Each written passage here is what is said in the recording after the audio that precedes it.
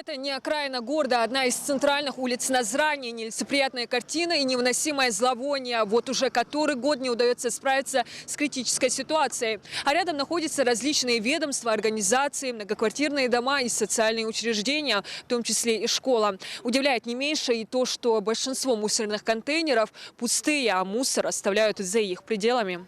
А оставляют его здесь не только те, на кого рассчитана эта мусорная площадка. Отходы привозят со всех уголков города.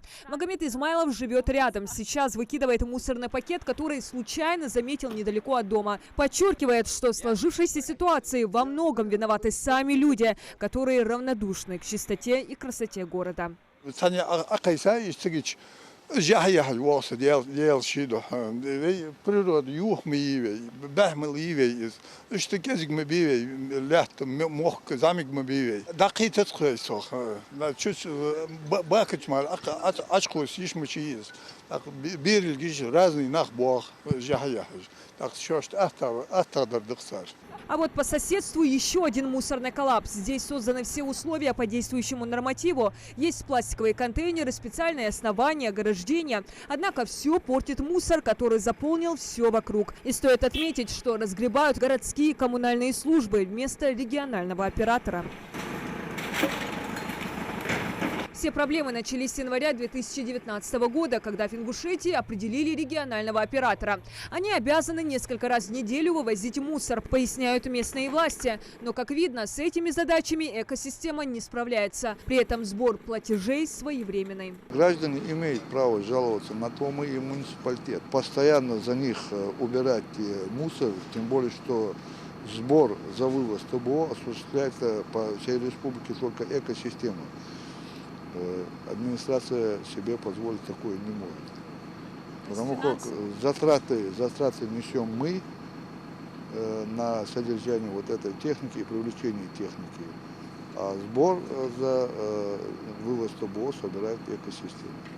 Такая картина сложилась по всему городу. Ну а люди продолжают платить и жаловаться. Представители мэрии Назрани делятся, что не раз пытались договориться с экосистемой, предлагали и технику, и рабочую силу. Но прийти к общему знаменателю и полноценно очистить город от отходов пока не удается.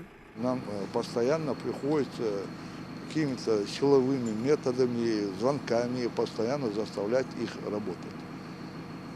Но как такового, как налаженного порядка вывоза ТБО, чтобы это удовлетворяло населению города и властей города, у нас на территории не происходит. Также на территории Назрани до сих пор встречаются железные мусорные баки, которые не соответствуют дизайн-коду. К тому же установлены не на специализированных площадках. Почему такое допустимо, местные власти объясняют.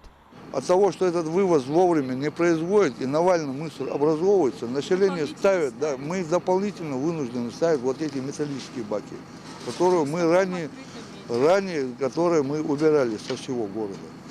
Сейчас вынуждены их поставить и вот таким образом силами ПЖК их вывозить самим.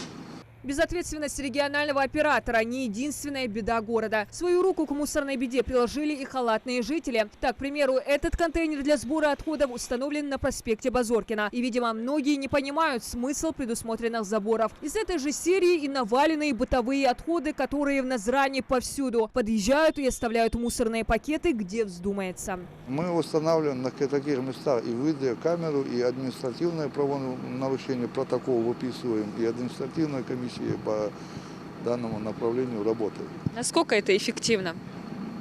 Но здесь уже достижения есть, можно сказать, достижения есть. То есть население уже приходит в понимании к тому, что нет никакой необходимости его вывозить. Легко, просто и платить не надо, думают они. Но не стоит обольщаться, напоминают местные власти. Взиматься плата будет в любом случае. Если он из какого-то дома, если у него есть дом и квартиры, не имеет значения. Если он определен как абонент, то он по-любому будет платить экосистеме. Потому как абонент он обязан и ввозить его куда-то, либо выставлять в городе или на проселочных дорогах нет никакого смысла. Потому как платежи приходят и они придут. Даже если ему вот эта услуга не оказана, эти платежи придут.